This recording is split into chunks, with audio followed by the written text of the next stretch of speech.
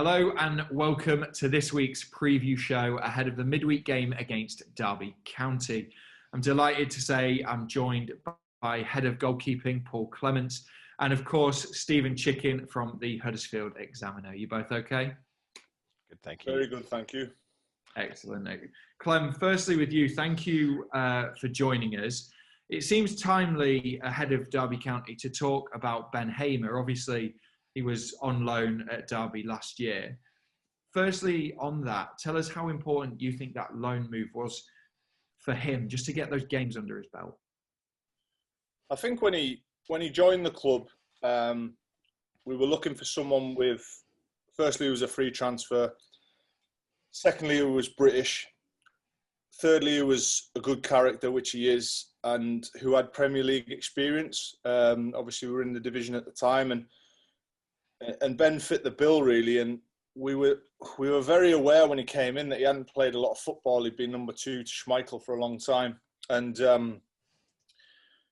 obviously, like he found himself behind Jonas and not playing here. So I just thought it was really important with him having this year. He had 2 years left on his contract. I thought it was really important that he needed to play, and whether that was for us or someone else, he needed to be on a pitch somewhere. Obviously, the decision was made that he wasn't going to start the season here. So it was just about getting him out and getting some game time, because ultimately he's a good keeper. And back in the day when he was playing regularly, he was winning promotions. He got his big move for a reason. And he just needs to play football and fall in love with the game again. And obviously we sent him to Derby with a risk that he might not even play there. But, you know, Ben felt he didn't want to go down to maybe League One where we had loads of offers, and ultimately he got himself in the team, got himself playing, and I personally think he's reaping the benefits of that now. Yeah. Give us an insight into what that's like, obviously, for a goalkeeper when you're not playing games regularly. How hard is it to find the rhythm and build up that confidence?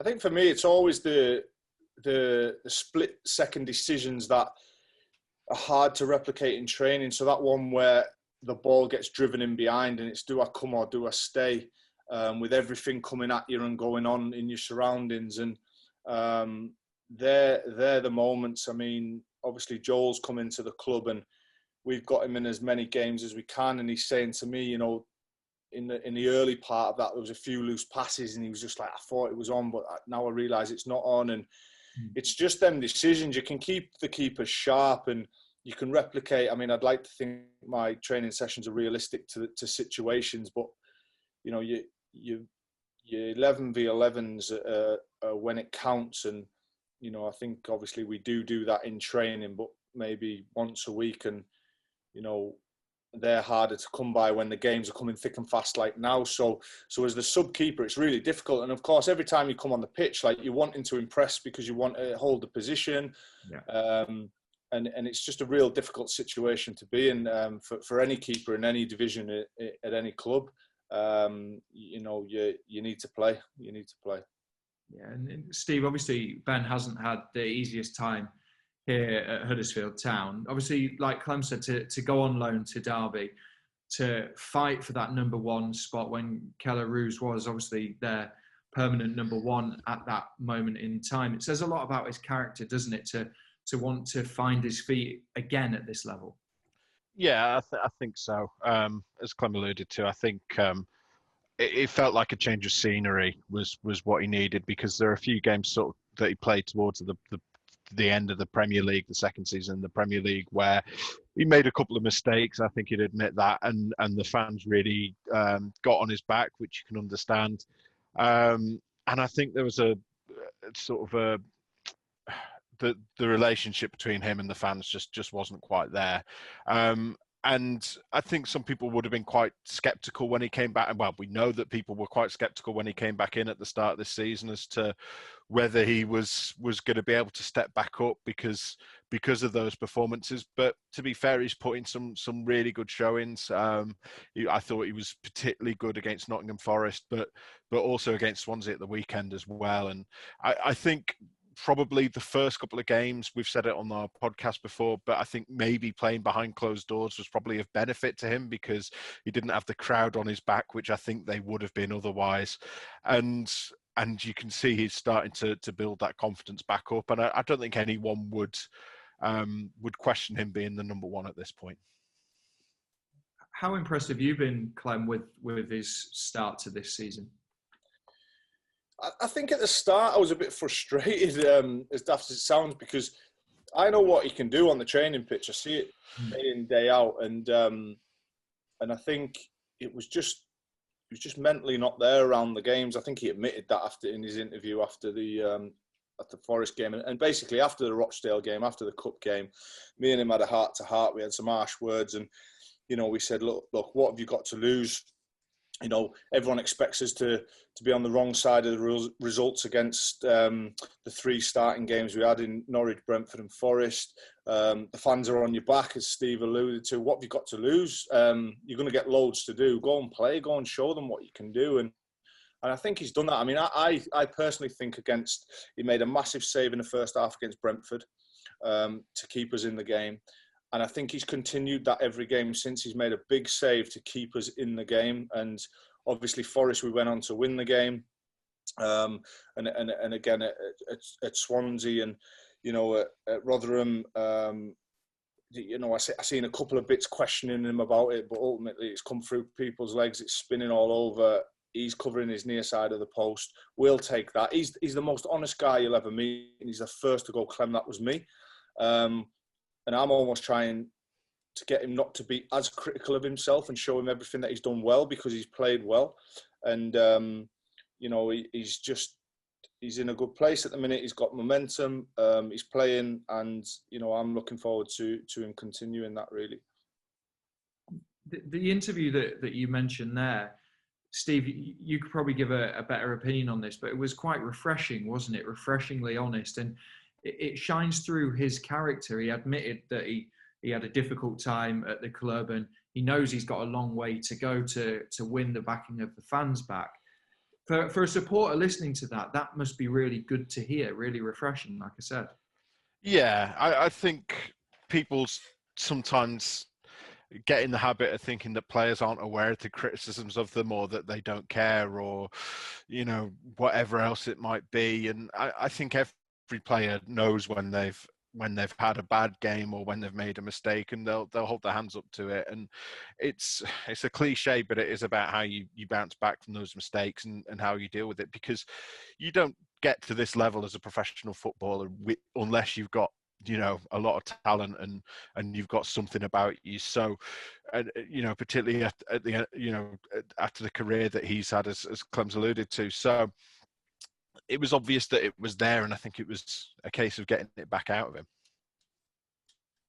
Has he changed much, Clem, after he's put a couple of good performances in? Is he walking around with a little bit more of confidence? Obviously, supporters won't know what he's like at the training ground, but he's obviously, like you said, a very good, loud character in the dressing room. Has that changed or adapted much recently? I think the lads love him, and I don't want to go into it, but when he was decided he wouldn't be number one last season, he was kind of put to the side, let's say. And the lads didn't like it, and they didn't like it for a reason, because they love him as a character and they all want him to do well. And, I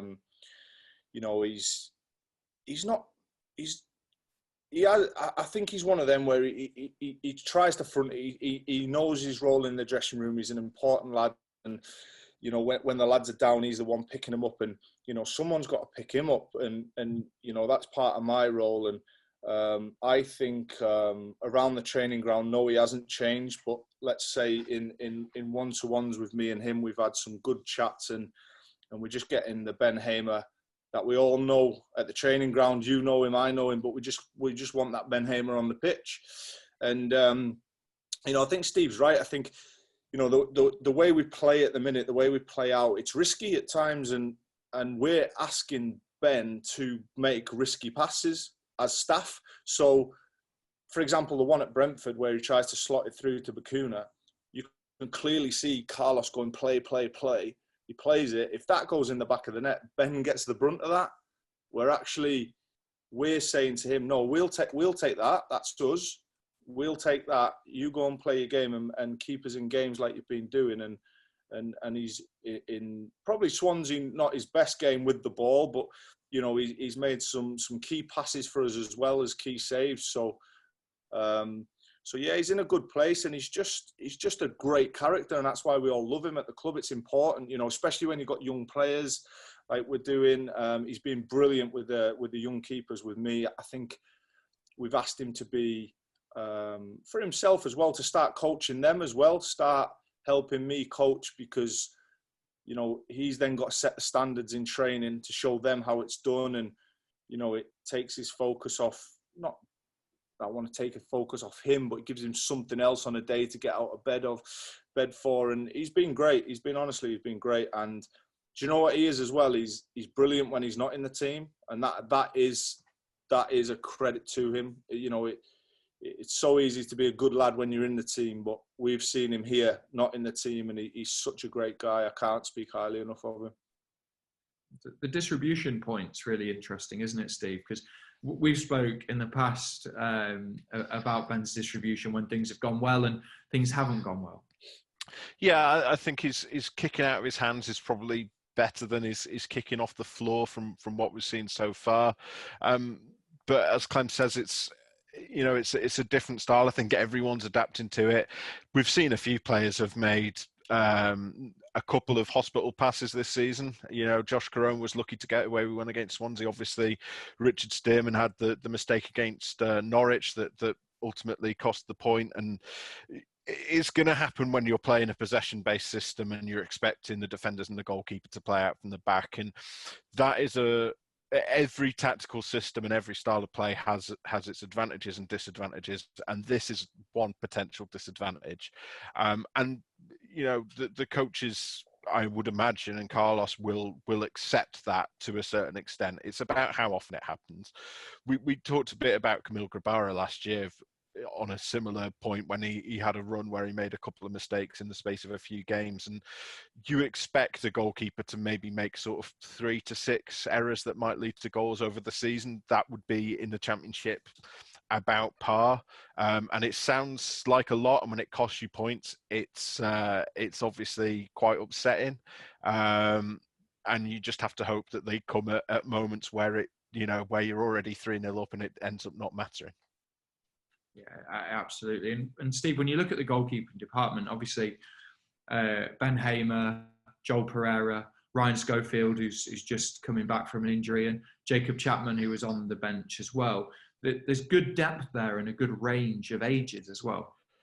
Yeah, Clem and I have spoken about Ryan before, and I've spoken to Ryan myself a couple of times in interviews. He's a really good lad, really professional. He's sort of a bit of he seems, at least in interviews, I don't know what he's like behind the scenes, but when he's talking to us, he seems like a bit of an older head than his actual years, which is really encouraging. There's a couple of players in the academy or that have come through from the academy that are like that. Lewis O'Brien's like that as well.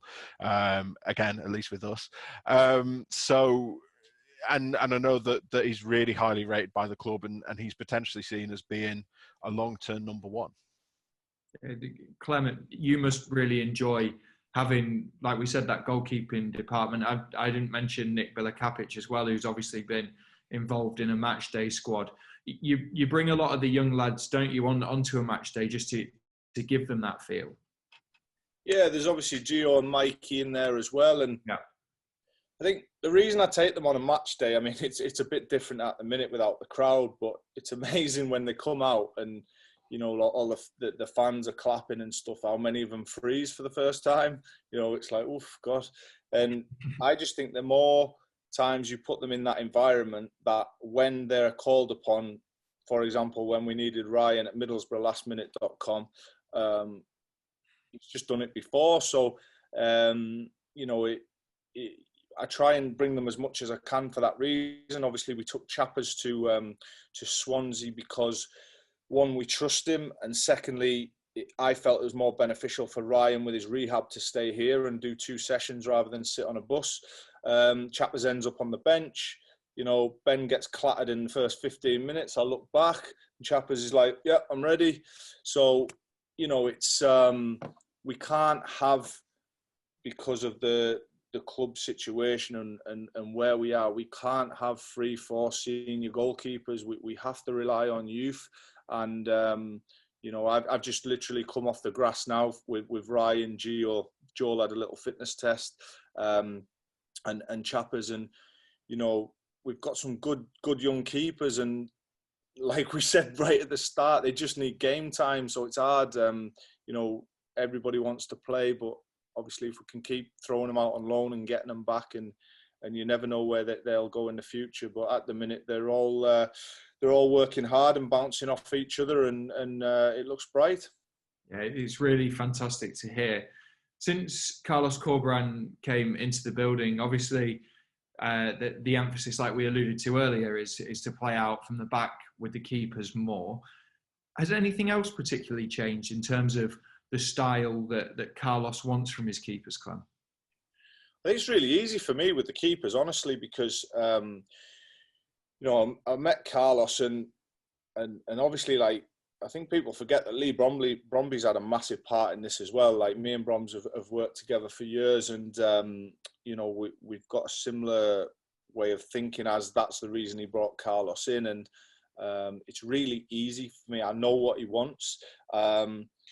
My role at the moment is like looking at other teams and how they do it, in Germany, in Spain, in Italy. I was watching some teams yesterday from Italy and getting ideas of how we can do it. And it just, you know, I think when you're preparing a load of goalkeepers to play, you know, Gio, all of a sudden, he's training with us on the Monday. Next thing, he's playing for Ramsbottom on the Tuesday. You've got to try and give them every way of playing. But when you know what the passes they're going to be expected to make on a Tuesday or on a Saturday, it's so easy to just integrate them into training. And what I would say is, because we do a lot of individual work with the team, which is brilliant. Obviously, as a goalkeeping coach, all you do is individual sessions. So to add players to that and work on loads of little playing out drills, it's just clear. It's clear, and when it's clear, it's easy. We spoke before, Steve, haven't we, about the identity that the club is getting. That was the idea that Lee Bromby and Phil Hodgkinson and the board bringing Carlos Corberán to the club, and then to get that to run throughout the entire club, through all the age groups. That's really beneficial to a coach, and specifically Clem, because then he knows what his goalkeepers will need to do in certain situations and so on.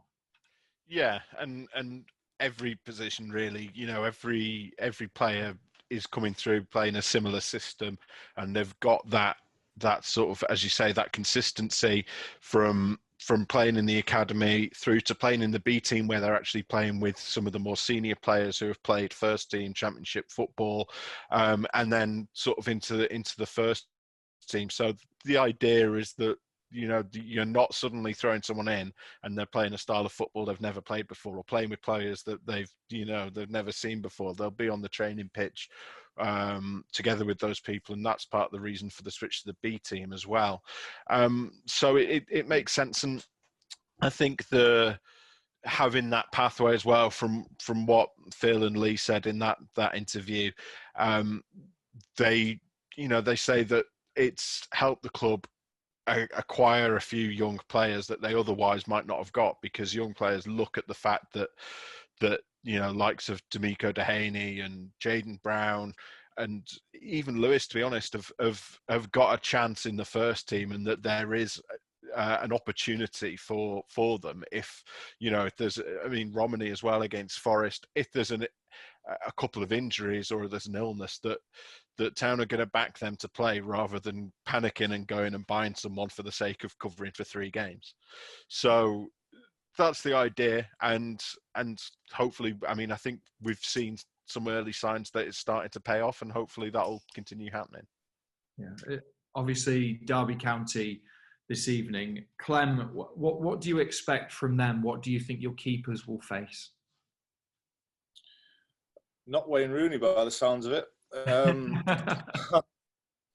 No, look, we as goalkeepers, we look at their attacking trends every week, which we've alluded to before. The types of crosses they put in, the types of shots they have. But obviously, Ben knows a lot of the players. He knows what he's coming up against. He's trained with them for a year, so we expect a reaction as well from them. You know, they're in a tough moment at the minute, and I think, you know, let's be honest, managers under pressure. There's been a lot in the press. There's this big embargo because it's Wayne Rooney. If it was, you know, somebody else, it's probably not as big. And sometimes that can galvanise a team, and you know that's dangerous. So you might be going, oh well, they're losing their best player, but that can galvanise them as well. So we're well aware that they'll be coming here trying to, you know, saying, look, they're in a good moment. Let's go and knock them off their pedestal, if you like. And you know, we've got to get at them, and we're in for a tough game. And listen, this league, it doesn't matter who you play, when you play them. If they've won 10 in a row, if they've lost 10 in a row, 0-0, it's anyone's game, and that's what makes this league the best league in the world. You know, it is anyone's game. So, yeah, we expect a tough night, and we expect a tough game on Saturday as well, and going forward. So yeah, they've got a good squad, good players. They're just probably in a bad moment at the minute. How does that help Ben when obviously, like you said, he's been there for a year, he's trained against them, he knows the types of shots that players like to play. Tom Lawrence, for example, will know the areas of the pitch that Tom Lawrence likes to shoot from and where he wants to put the ball. How will that help Ben, and how does that stop the amount of studying and work that you have to do when there's such a quick turnaround in games?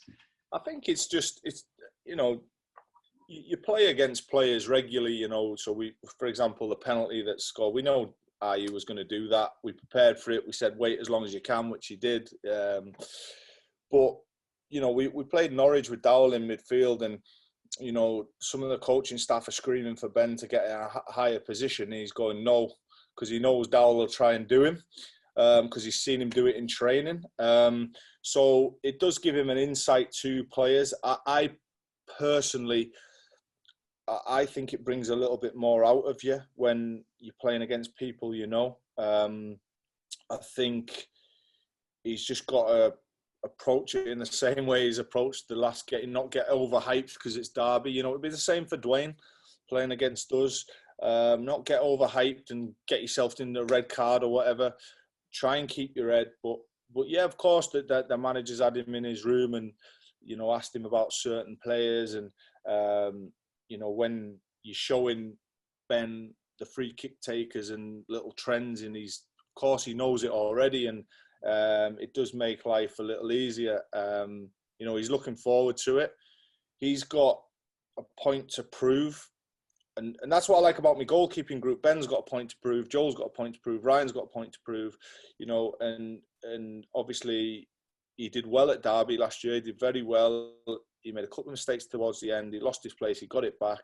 There was a bit around were they going to sign him or not. He's got a point to prove, and he'll be looking forward to the game. Absolutely. And Steve, obviously, like we said, Derby, 1 win so far this season. They're sat 21st in the table. What do you think's been going wrong for them this campaign? They had a difficult end to last season as well, didn't they? I think they lost 4 of the last 5. Yeah, they seem to have been extremely streaky over the last couple of years. Well, to be honest, probably the last decade or so, they seem to have been that way. But especially sort of since Koku's come in, they've had really good periods and then really bad periods.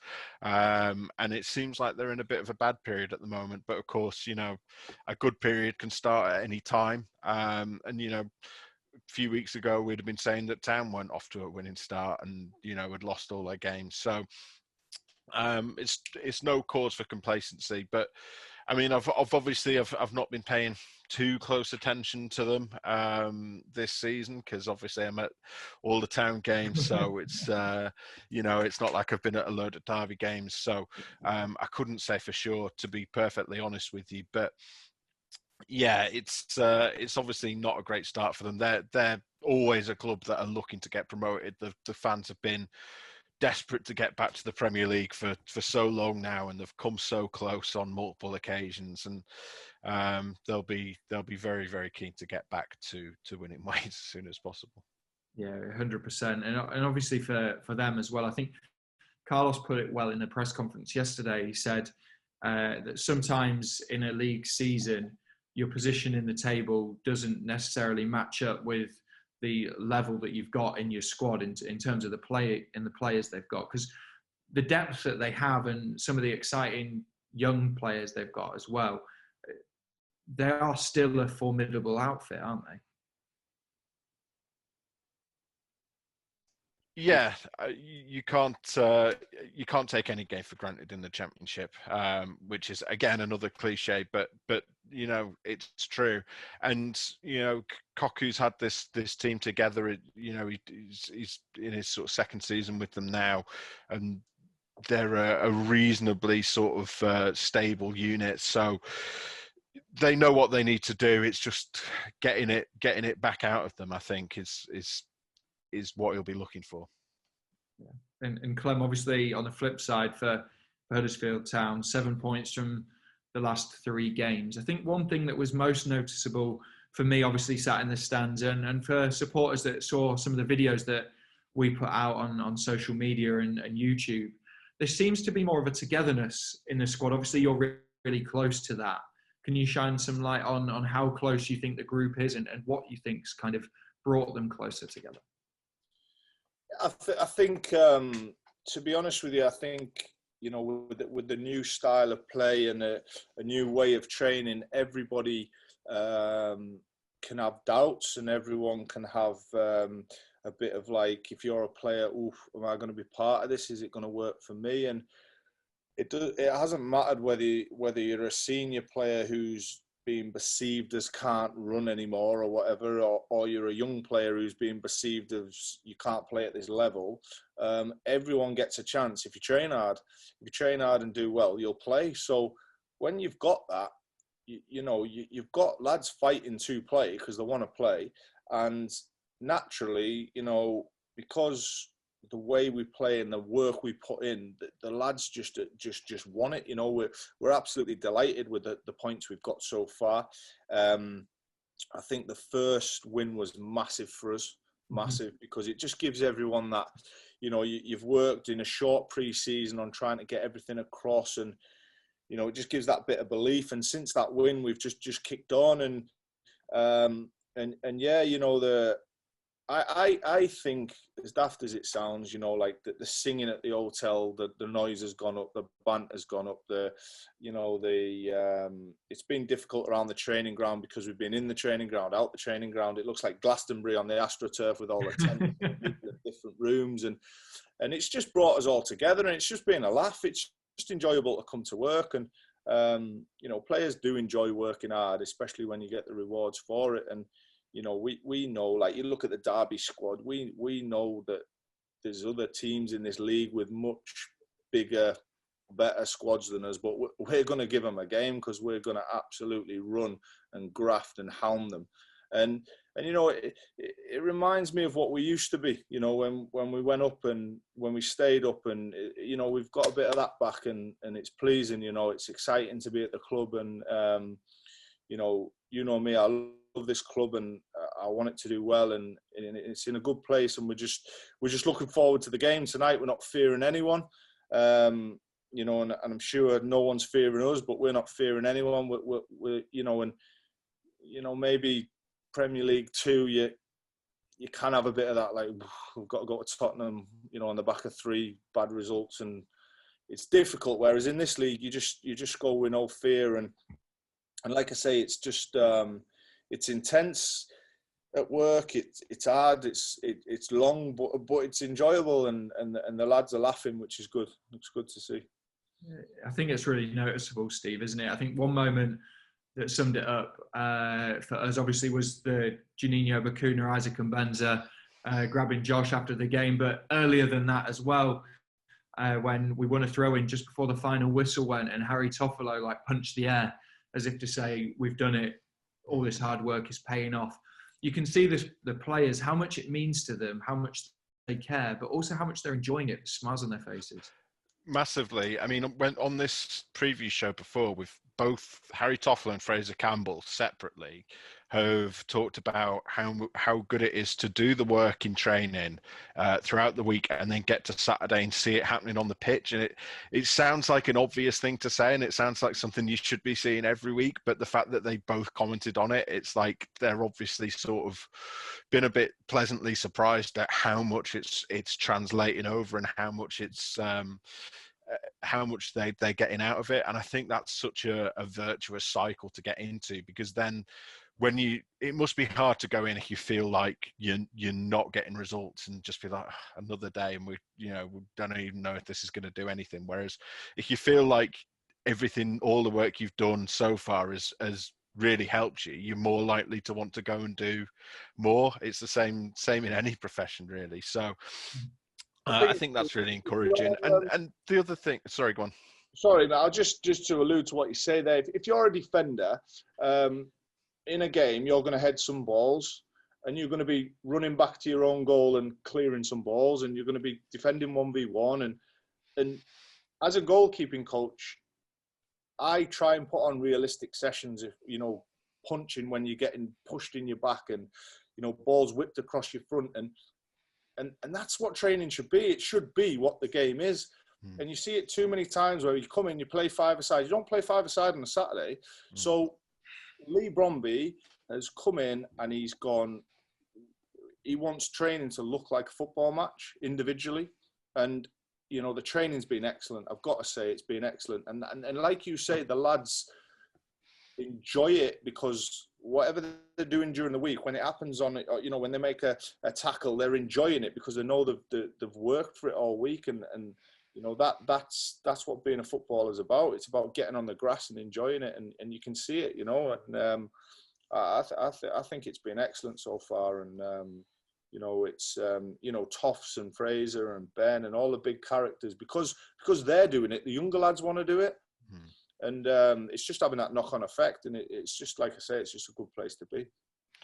Yeah, I think as well, the other thing after Swansea I thought was quite notable, and I think this is both the fans and sort of speaking to, Carlos after the game and seeing what the players had to say as well. When Town won a game like that last season, it felt like a bit of a minor miracle. Whereas Saturday, it was just like, oh, that was a really good win, but it was a relief rather than a miracle kind of thing. And that's, I think, is an important shift, because it shows that sort of a bit of that desperation has just dropped away. And you need to be careful, because obviously, if you go on a couple of bad run, go on a bad run and lose a couple of games and you start dropping down the table, then that can easily seep back in. But as it stands, that's a real positive. And I mean, there's every chance we're sitting here tomorrow and, talking about a disappointing defeat. And I think that's the next test, is if and when the next defeat comes, and that hopefully isn't for a while now, but if and when the next defeat comes, that it doesn't feel like a disaster like it did at times last year.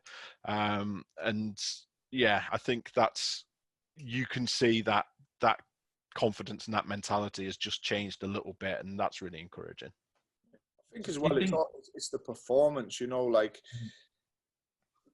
if we're here tomorrow going, it's a bad result, what was the performance like? Because I think, we want to look ourselves in the mirror on a Sunday morning, Wednesday morning, Thursday morning, whenever we've played, and we want to go, we give it our all, and we did all we could. And we know that there's going to be games where we'll give it our all and do all we could, and we'll still get on the wrong side of a result or a bad referee decision or just to a superior squad. But we're going to give it a go. And I think there was too many times, like you say, Steve, last year, where we just felt we didn't turn up, or we didn't do what we'd wanted to do. And listen, the goalkeeper makes a mistake, I'm like absolutely devastated, because I take it personally, because it's like, we're a team, it's us, it's not just Ben playing, it's all of us playing. He's just got the shirt on. And I think now you've got that, like you said, Adam, about togetherness, you've got that across the squad. So when Steers makes the mistake, no one's digging Steers out going, oh, we only got beat because of Steers. No, not a chance. Everyone's like picking him up, like, what can we do better as a team? And, that is the key to it, really, is, you know, like Steve says, if we go through a bad run, what are the lads going to be like with each other? And I've got every confidence they'll just rally up and go again. I really do. For me, it almost feels like now it's a case of going into every game and thinking we can get a result here, which has seemed very different from the last 2 years. Yeah, I mean, from a coaching staff point of view, every time you have a game plan, you think, yeah, we can do it, and you build the lads up. And you know, I've been here a long time now, and I've seen some good stuff and some bad stuff. And I think at the minute there's some really good stuff going on, and hopefully that's reflecting on the pitch. Fingers crossed. Clem, Steve, thank you very much for joining us. Huddersfield Town fans, obviously tonight's game, if you're a season card holder, then you can watch it for free on iFollow HTAFC. Otherwise, it is on the red button on Sky Sports. If you aren't a season card holder and you haven't got Sky Sports, then you can purchase a match pass for £10 on iFollow HTAFC. Clem, Steve, thank you very much for joining us, and fingers crossed we will get 3 points this evening. Thank you.